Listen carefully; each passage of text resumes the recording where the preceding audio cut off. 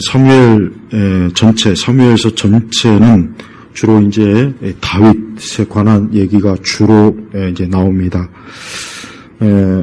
그리고 이제 사울에 대한 것도 이 초반부에, 사무엘상 초반부에 좀 나오고, 전반적으로 사울과 이 다윗의 사이에 어떠한 일이 있었는가, 이제 그 중요한 그 내용들이 이제 주를 이룹니다.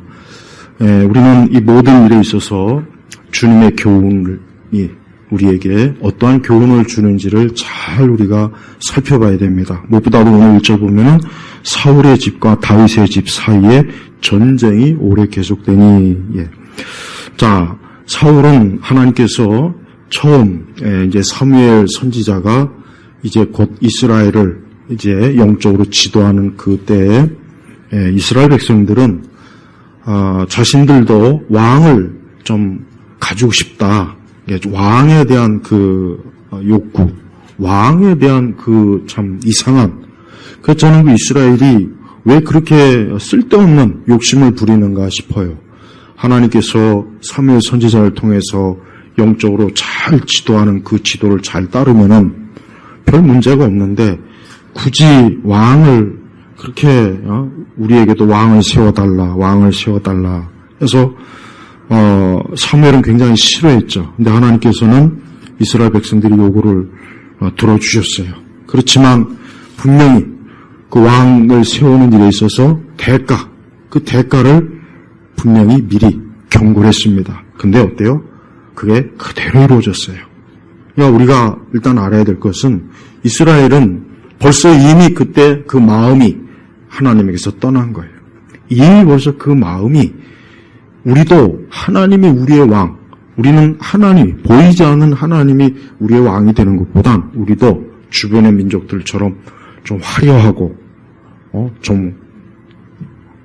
아주 강대한 왕권을 우리도 좀 가지고 있으면 우리도 강한 나라가 되지 않겠는가, 뭔가 좀 그런 생각을 했던 것 같아요. 물론 이스라엘 역사 전반을 보면은 이제 부족 국가에서 왕권 국가로 이제 전환한 시기입니다. 역사적으로 보면은 맞기는 해요. 하지만 우리는 성경의 기록을 영적으로 이해하는 게 더 우선이에요. 그래서 우리는 성경에 분명히 하나님께서도 그렇고 사무엘 선지자도 그렇고 왕 세우는 것 자체를 하나님이 참 싫어했어요. 그런데 하나님은 어때요?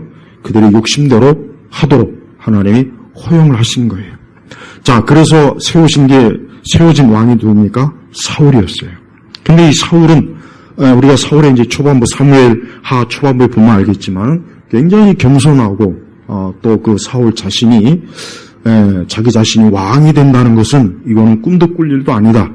그러니까 굉장히 그 사울의 그 초기 그 모습은 참 겸손하고, 그 마음의 중심이 하나님 보시기에 참 좋은, 선한 그런 마음이었는데, 이제 한번 왕권을 잡기 시작한 이후부터 이제 사울이 어때요? 그만, 이제는 하나님보다는 자기 왕권. 근데 하나님께서 자기를 왕으로 세웠다는 것을 점점 잊혀져 가고, 자기가 마치 왕이 된 것처럼 이제 점점 사울은 어때요? 광적으로 왕권에 집착하는 거예요. 그래서 한번 결정적인 사건이 하나 생깁니다. 제사를 드려야 되는데 사무엘 선지자가 예정보다 자꾸 늦는 거예요. 그러니까 지금 막 상황이 급해요.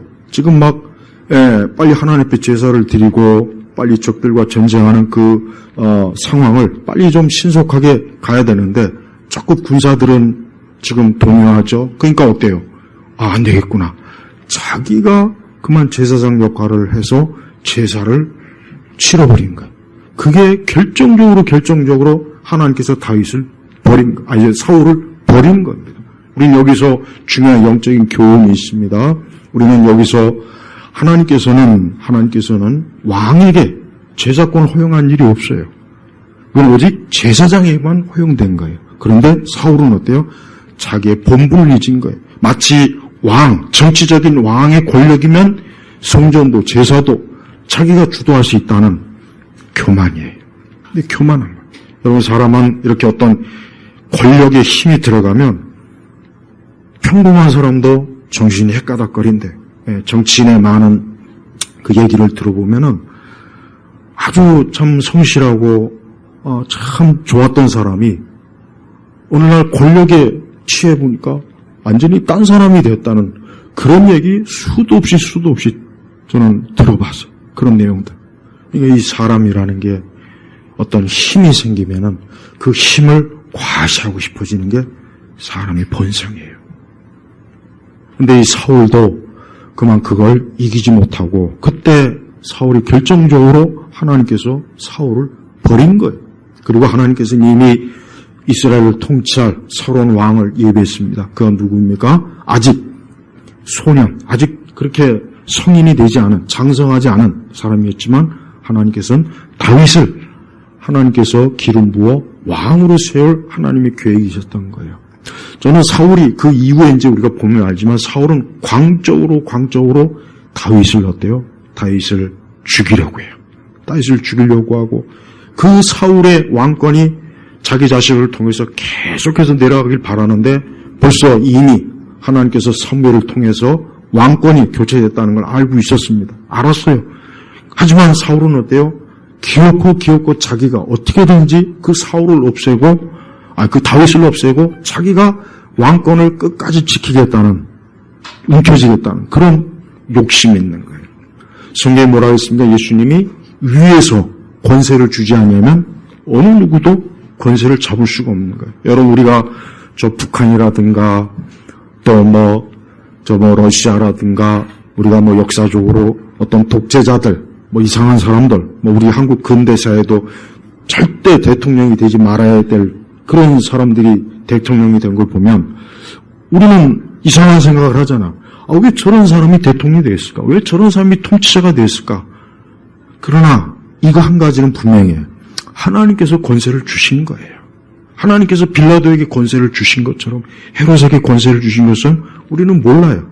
우리가 이제 다음에 이제 대통령 선거 치를 때 우리가 한 가지 분명한 게 있어요. 다음에 대통령이 누가 되든 그건 하나님이 준 거예요. 그 사람이 우리의 마음에 들든 안 들든 내 정치적 견해하고 맞든 틀리든 저 사람이 대통령 돼서 나라가 망하든 뭐하든 간에 우리가 인정해야 될 게 뭐냐? 하나님께서 그에게 권세를 줬다는 거. 우리 요구하는 만큼 꼭 인정해야 돼. 그러니까 우리 그리스도인이 한 가지 조심해야 될 게 있어요. 물론 이게 참 이거는 어려운 문제지만 우리 마음에 안 드는 우리의 정치적, 우리의 심지어 우리 기독교적인 견해하고 맞지 않는 어떤 절대자가 통치자가 세워졌을 때 우리는 사실 속으로 부글부글 거리지 않습니까? 저놈을 빨리 저놈이 어떻게 빨리 죽지 않나? 어떻게 좀 권력에서 끌어내? 그런 마음을 사실 갖게 돼요. 그건 사실 그런 마음 갖게 됩니다. 그런데 우리가 조심해야 될 게 있어요. 하나님이 세우신 거 어떻게 할 거예요? 하나님이 세웠단 말이에요. 우리가 성경 말씀대로 바울 사도가 그랬지 않습니까? 바울이 로마 황제가 예뻐서 그들이 좋아서 그들이 기독교를 호의적으로 그래서 기도하라고 한 게 아니에요. 어쨌든 우리는 어때요? 통치자를 위해서 기도할 의무가 있어요. 그러니까 우리는 우선 통치자를 위해서 기도할 의무와 책임을 우리가 다 하고 우리는 하나님의 섭리에 맡기는 것밖에는 도리가 없습니다.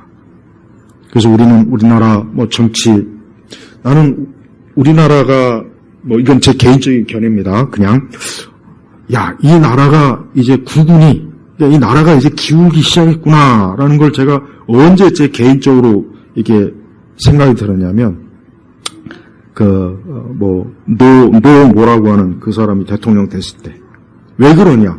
그때 많은 교회 청년들도 그렇고 많은 지금의 50대, 60대, 40대들이 전부 다 지지했어요. 근데 내가 볼 때는 한 나라의 통치자라고 하는 사람은 그만한 역량이 있어야 되고 그만한 뭔가가 있어야 되는데 그게 없다고 나는 여겨졌어요. 근데 단순히 몇 가지가 뭔가 시원시원하고 뭔가 좀 기존의 제도에 뭔가 역행, 그게 좀 멋있어 보였는지 열광적으로 지지하는 걸 보면서 특히 교회에서도 교회 청년들, 그 당시 교회 청년들도 다 지지했어요. 난 그때 우리나라가 이제 지도자를 잘못 뽑기 시작하는구나. 잘못 뽑기 시작하는. 그러면 구분이 꺾여지는 거예요. 역사를 보면은 하나님께서는 한 나라를 무너뜨릴 때 어떻게 무너뜨리냐? 다른 게 아니에요. 제일 첫 번째, 잘못된 통치자를 줍니다. 한번 역사를 보죠. 동양이든 서양이든. 그러나 한 나라를 하나님께서 다시 일으키시려면 좋은 통치자를 보내요. 이게 하나님의 섭리예요. 섭리라고. 틀림없어요. 그러니까 우리나라도 똑같습니다. 그러니까 우리 성도들은 앞으로 우리나라가 국군이 쇠퇴하던 다시 또 하나님의 은혜로. 근데 저는 이제 우리나라는 국군이 쇠퇴한다고 저는 그렇게 생각해요. 어딜 봐도 일어날 기미가 없어요. 없다고요.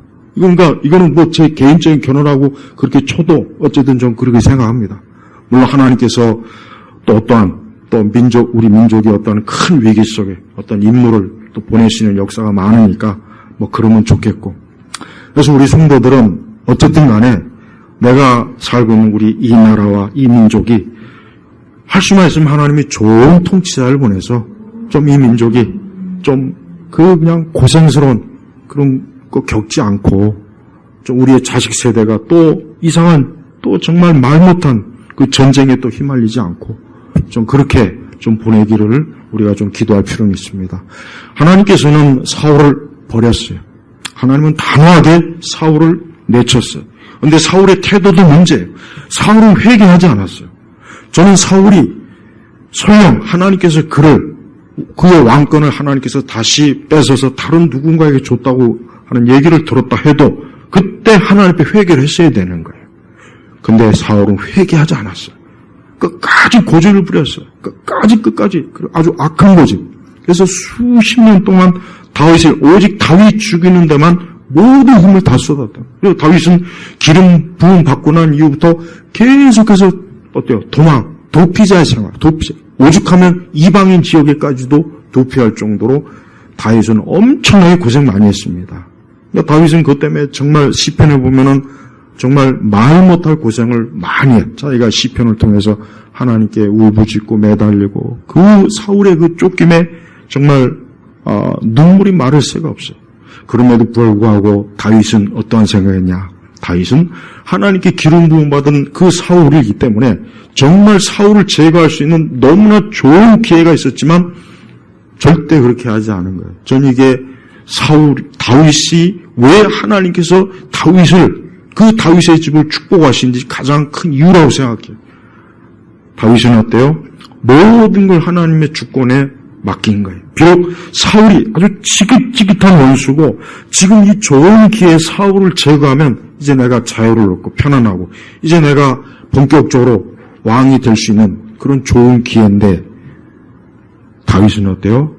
그런 야비한 그런 사람이 아니었어요. 다윗은 절대 하나님의 주권에 손을 대는 그런 어리석은 짓을 하지 않았던 거예요. 근데 반해서 사울은 어때요?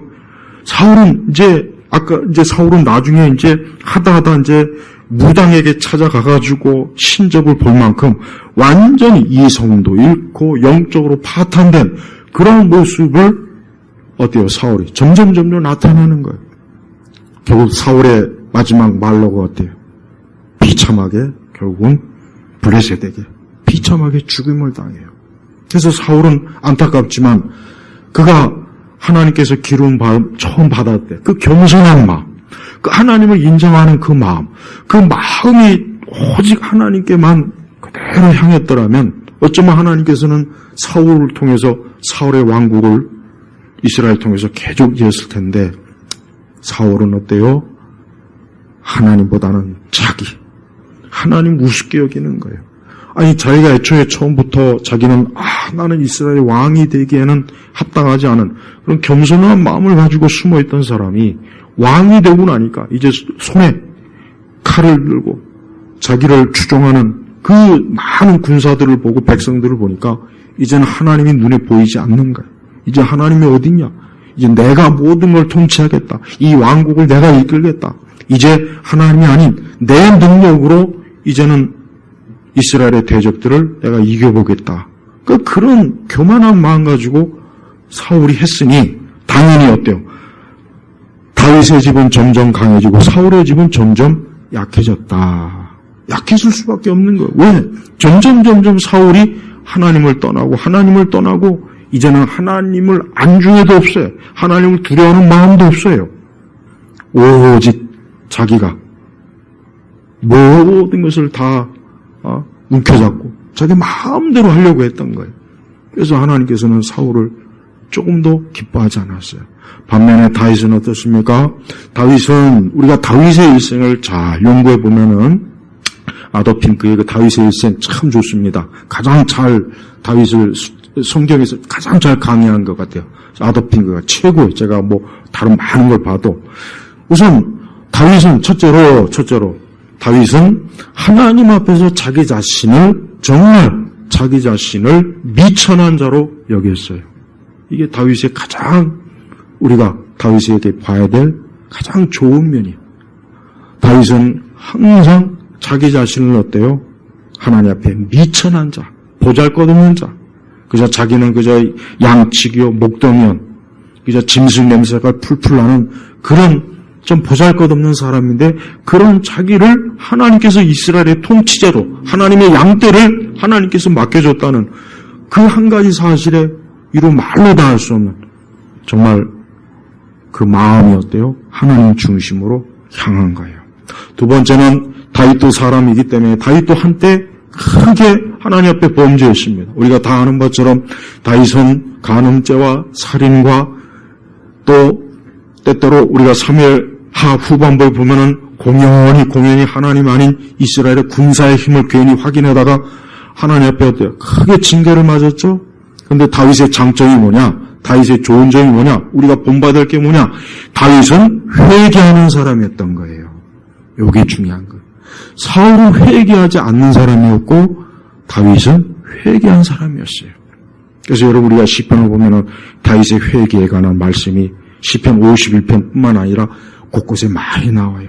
또 사무엘 상하, 이 다음에 역대에 좀 들어가보면 알겠지만은 확실히 다윗은 어때요? 하나님을 두려워할 줄 아는 사람이에요. 하나님을 공경할 줄 아는 사람이고 자기가 비록 왕일지라도 하나님 앞에서는 보잘것없는 아무것도 아닌 그리고 그가 성전의 문지기를 부러워한 것처럼 자기는 이스라엘의 왕의 통치자보단 난 하나님의 성전에서 저런 그저 문지기를 하는 저런 사람이 난 더 좋습니다 할 만큼 다윗은 하나님에 대한 전적인 기쁨이 충만한 사람이에요.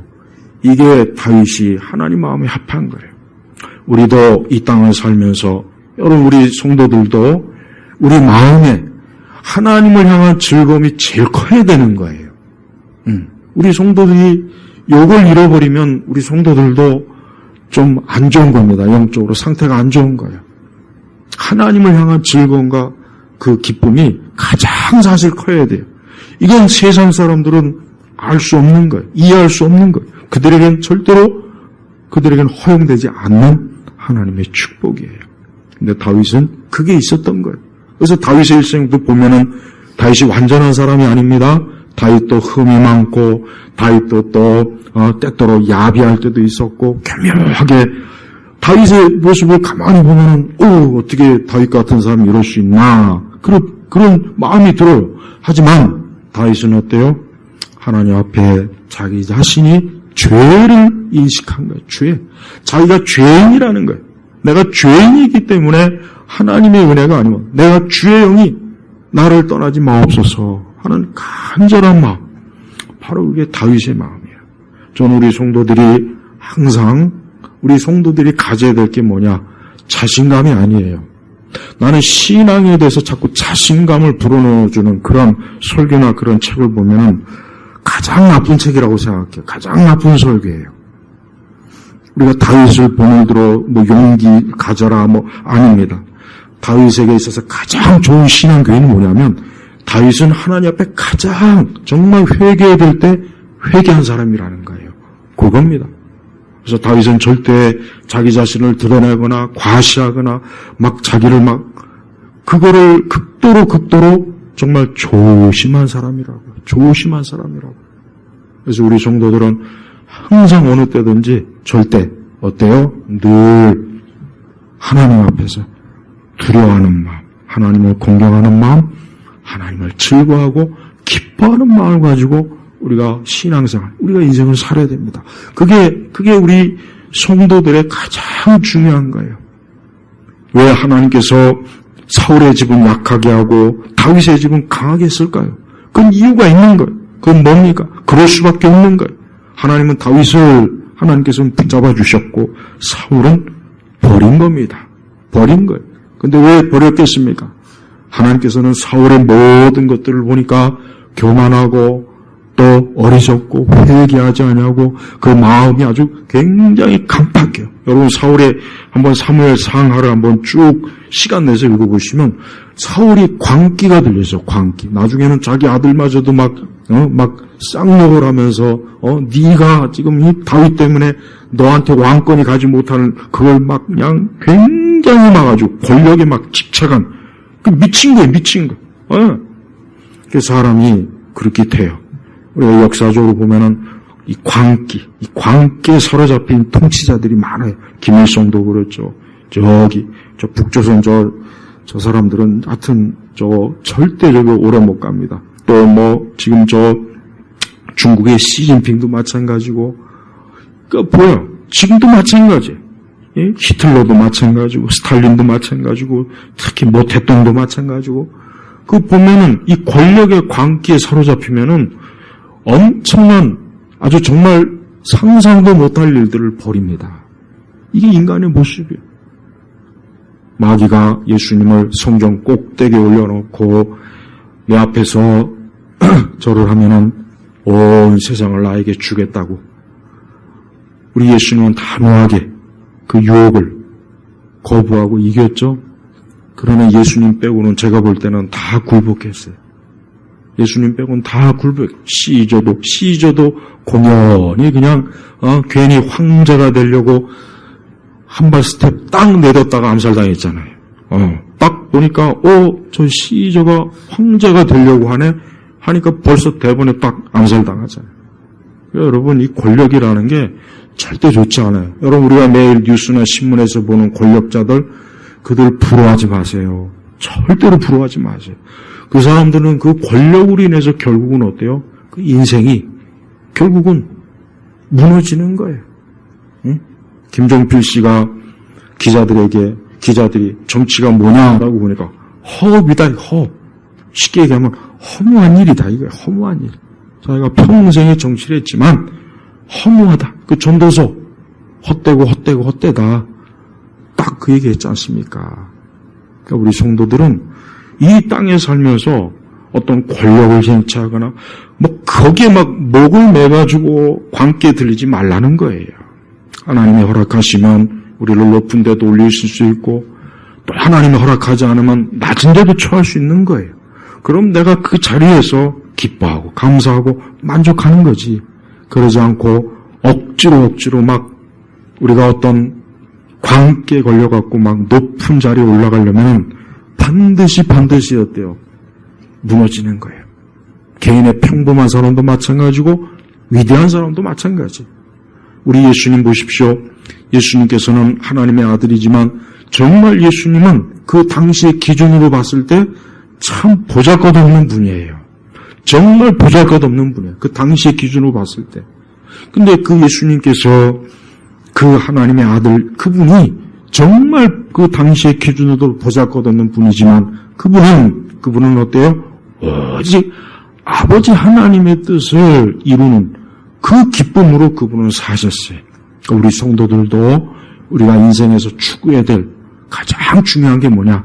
항상 주님의 뜻을 추구하는 거예요. 너무나 많은 사람들이 정말 거의 대부분이 보면은 그저 이 땅의 것, 썩어질 것, 시간이 지나면 아무것도 아닌 것, 시간이 지나면 그냥 허무하고 손에 잡히지도 않는 것, 그런 것들을 가지고 그냥 막 한때 목을 메고 열심을 해요.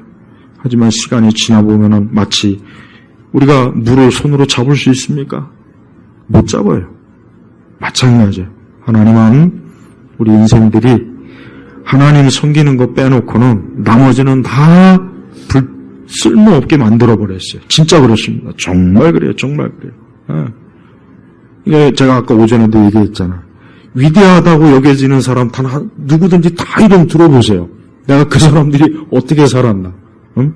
그 말로가 어떤가. 예술가든 음악가든 정치가든 학자든 간에 거의 대부분 보면은 별거 없구나. 또 세상에서 뭐 유명하다 어쩌고 저쩌고 하는데 결국은 별거 없는 거예요. 별거 없어요. 진짜 없어요. 그러니까 우리 성도들 절대 하나님을 믿는 신앙을 제발 우습게 여기지 말고 그걸 하찮게 여기지 말고 지금과 같이 이렇게 불신앙이 가득한 시대, 정말 하나님 믿는 사람들이 점점 줄어들고 있고 점점 교회는 참된 성도가 사라져가는 이때에 여러분 제발 믿음을 잘 간직하는 하나님이 주신 가장 그 귀한 것들을 절대 하찮게 여기지 말고 평생에 걸쳐서 복되게 여기라는 거예요. 또한 다윗은 하나님 앞에 기도하는 사람이었어요. 여러분 다윗의 일생을 쭉 보면 항상 위기 때문에 다윗은 항상 기도를 많이 했어요. 어느 날 어떤 군사 전략을 마치고 돌아와 보니까 이건 웬 가족들과 온 식솔들이 다 그냥 그 도적대에게 이방 군대에게 잡혀간 거예요. 아주 막 다윗도 그렇고 다윗을 따르는 그 추종자들이 막 다윗을 돌로 치려고 막 화가 나니까 그때 다윗이 어때요? 침착하게 하나님 앞에 하나님의 뜻을 구했단 말이에요. 우리는 항상 언제 어느 때든지 하나님 앞에 늘 기도하는 사람으로 살아야 돼요. 무슨 일이 있던 이건 절대 잊지 마세요. 항상 기도하는 것으로 우리 인생을 살아가야 돼요. 다윗이 그랬어요. 다윗은 모든 일에 기도했고 하나님을 바라봤고 하나님의 뜻을 구했고 다윗의 일생 가운데 많은 위기가 있었지만 그 자식들이 나중에 모반을 하고 압살롬은 다윗을 죽이려기도 하고 오만 짓을 다 했지만 그러나 다윗은 어때요? 오직 하나님께 기도하며 하나님만을 절대적으로 의지하면서 자기가 죽든지 살든지 하나님의 손에 자기를 맡긴 거예요. 그래서 하나님은 다윗을 어때요? 강하게 한 거예요. 그러나 사울은 하나님 앞에 기도했다는 말이 없습니다. 사울의 일생을 보면은 어딜 봐도 하나님 앞에 기도했다는 말이 단 한마디도 안 나와요. 진짜 한마디도 안 나와요. 그러니까 사울은 애초부터 출발 자체가 하나님 앞에 기도했다는 말이 없어요. 이제 잃어버린 소나 찾아달라고 선지자 이제 부탁할 뿐이지 자기가 하나님께 왕의 기름 받았을 때 이걸 놓고 하나님 앞에 좀 기도를 해야 되겠습니다. 이런 말도 안 했다고. 기도가 없어요. 그러니까 사울은 기도가 없습니다. 거짓 신자의 특징이 뭔지 아십니까? 기도가 없는 거예요. 거짓 신자의 특징이 뭐냐? 기도가 없다. 기도가 없는 거야. 그러나 참된 성도는 기도가 있어요. 그럼 반드시 기도합니다. 기도를 잘하고 못하고가 아니에요. 길게 한다, 짧게 한다가 문제가 아니라 항상 그는 하나님 앞에 기도하는 거예요. 그래서 사울은 기도가 없고 다윗은 기도가 있었다 이거예요.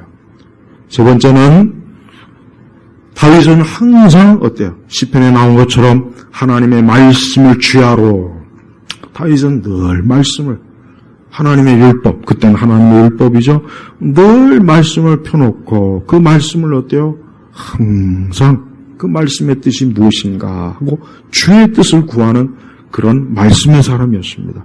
그러나 사울은 말씀을 폈다는 내용이 진짜 없습니다.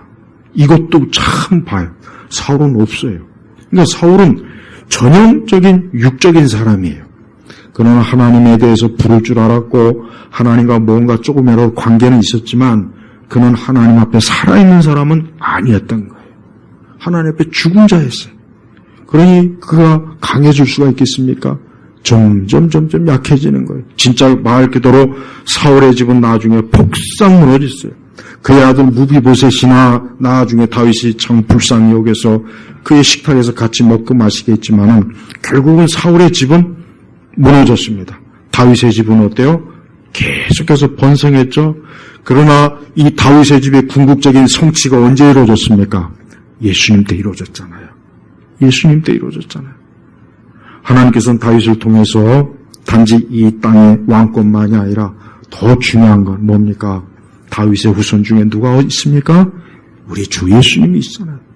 우리 주님은 다윗과 같이 이 땅을 통치하거나 이 땅의 권세를 그분은 목적으로 오신 분이 아니에요.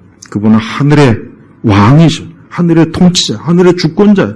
그분은 이 땅에 있는 많은 사람들에게 하나님 나라를 알려주고 전파하고 그 하나님 나라로 그 사람들을, 영혼들을 불러들이려고 하는 가장 고귀한 사명을 우리 주님이 가지고 이 땅에 왔습니다.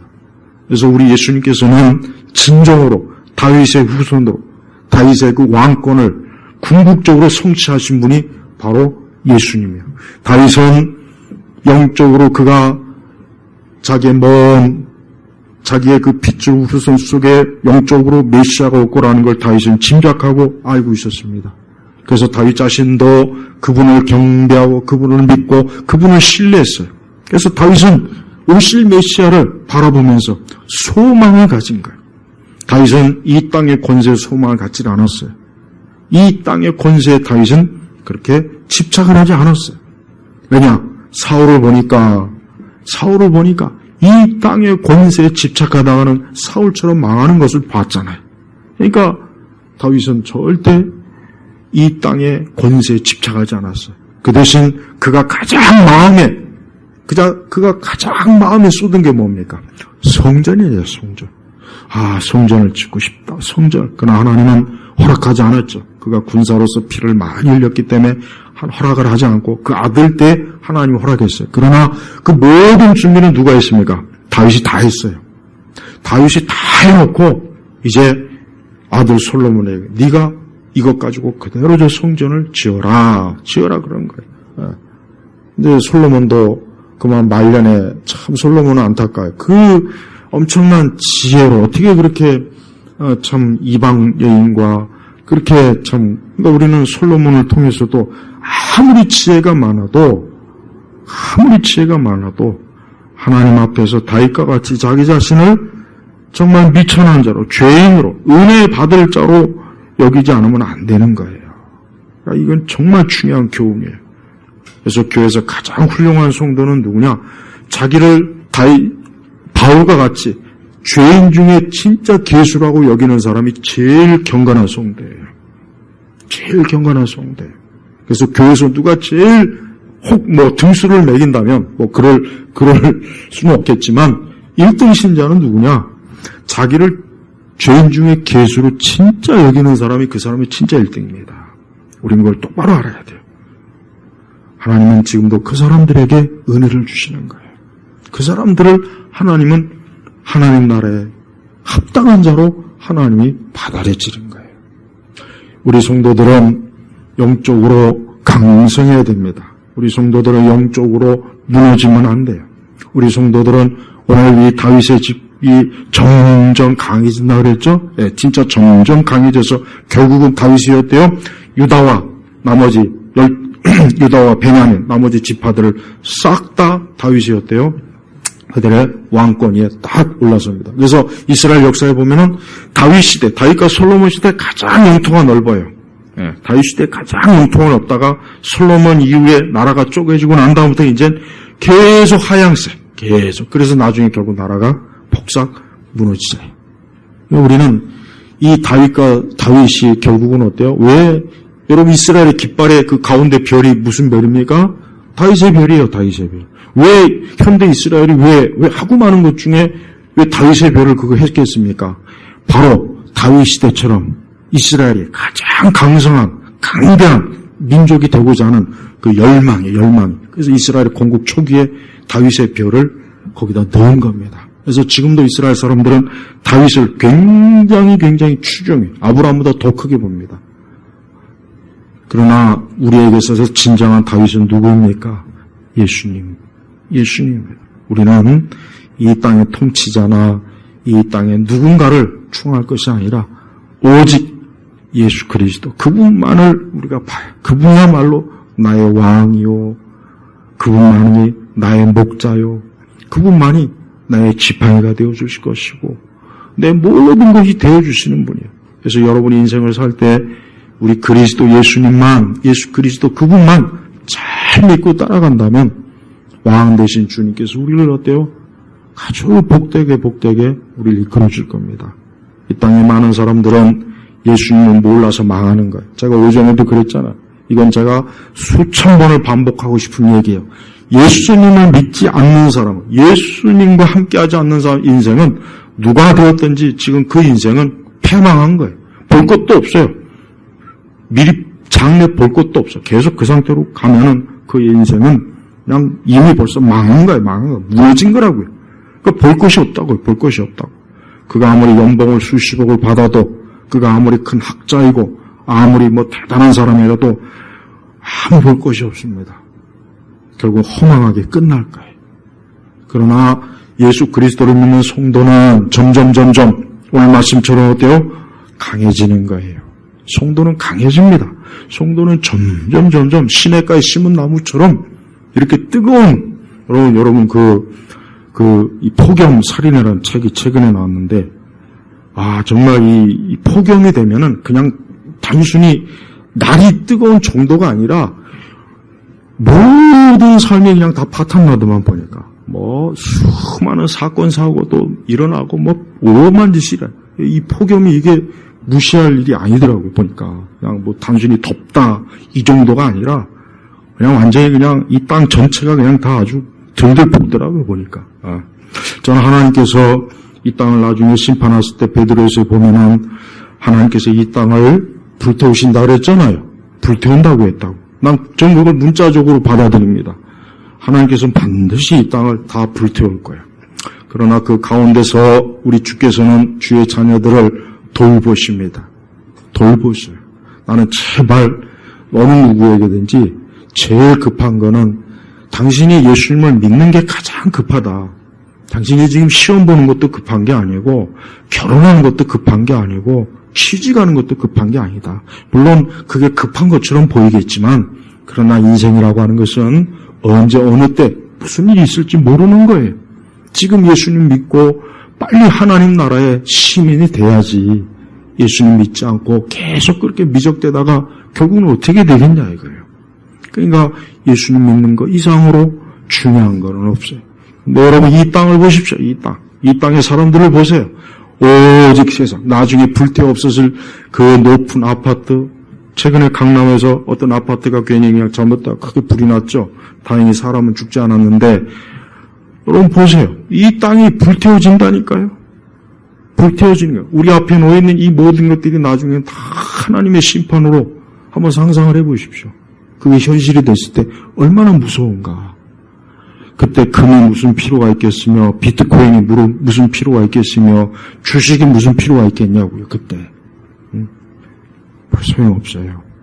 아무리 돈이 많으면 뭐합니까?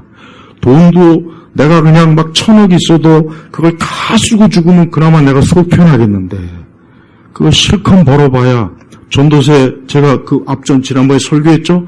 내가 이렇게 실컷 벌어봐야 이거 또 누군가에 가겠냐. 그 말씀이 나오잖아요. 내가 알지도 못하는 사람에게 또 갈 것이고, 우리나라처럼 세금으로 그냥 왕창 때려갖고 다 국가에서 아주 다 뺏어가든지 간에. 여러분, 세상에 소망 두지 말고, 우리가 살아갈 앞으로 세대는 제가 볼 때는 참 어려운 세대, 물론 지금이나 이전에도 어렵지만 굉장히 정말 많은 변화와 많은 것들이 우리 사람들 앞에 직접적으로 많은 것들이 다가올 시대라고요. 우리가 이럴 때 어디에 소망을 두겠습니까? 하나님 나라의 소망을 두고 우리의 구원자 되신 예수님께 소망을 두지 않으면은 안전하지 못해요. 절대 안전하지 못해요. 전 그래서 우리 성도들이 오늘 이 말씀처럼 다윗의 집, 그리스도의 집이에요. 하나님의 집이에요. 그리스도의 영광이 머무는 곳이요. 점점 강해지지만 사울의 집, 이 세상입니다. 마귀입니다. 이 세대입니다. 점점 약해져요. 전 우리 성도들이 어느 집에 있는지, 나는 지금 어느 집에 지금 거주하고 있는지 한번 오늘 말씀을 통해서 잘 생각해 보시고 속히 그리스도 안으로, 주님 안으로 더 빨리 굳건하게 들어오시고 그 안에 뿌리 내리시길 주의 이름으로 축복합니다. 기도하겠습니다. 하나님 아버지 감사합니다. 오늘 무더운 날씨고 장마철입니다. 우리 교우들 특별히 건강도 하나님 지켜주시되, 그러나 저들의 영혼을 평안하게 하시고 영혼에 힘이 있게 하시고 우리 주님께서 우리 앞에 펼쳐주시는 앞으로 그 놀라운, 그 말로 다할 수 없는 놀라운 은혜의 강과 그 안식을 바라보며 오늘 하루도 하나님의 위로와 소망으로 복되고 복된 또 하루요 또 한 주가 되게 하시옵소서. 감사드리며 우리 주 예수님의 이름으로 기도 올렸습니다. 아멘.